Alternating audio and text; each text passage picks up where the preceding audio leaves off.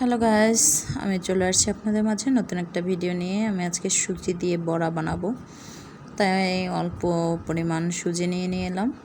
তারপরে এখানে আমি দিয়ে দিচ্ছি চিনি। এটা হচ্ছে স্বাদ মতন, যে যেরকম মিষ্টি খাবেন সে সেরকম পরিমাণ চিনি দিয়ে নেবেন। আমি এখানে অল্প পরিমাণ চিনি দিয়ে দিচ্ছি, আর সাথে দেব লবণ। মিষ্টি জিনিস অল্প লবণ দিতে হবে।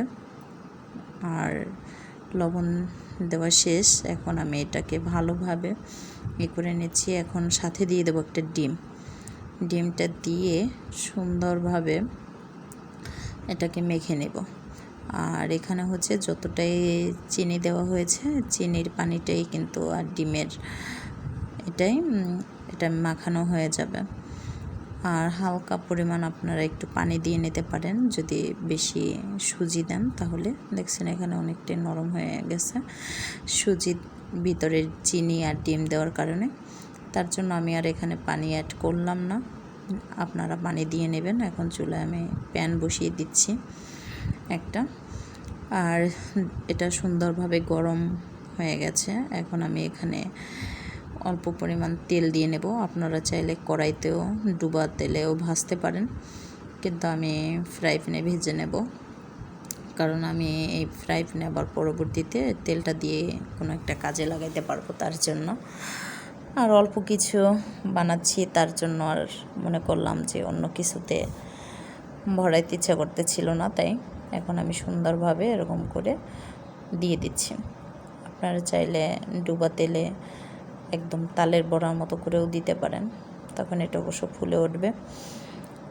আর এটা খেতে অসম্ভব মজা, আমার খুবই ভালো লাগে, তাই আমি প্রায় এটা বানিয়ে খাই। আর এইভাবে আমি সবগুলো দিয়ে দিচ্ছি। আর আপনারা একবার হলেও বাসায় এভাবে ট্রাই করে খেয়ে দেখবেন।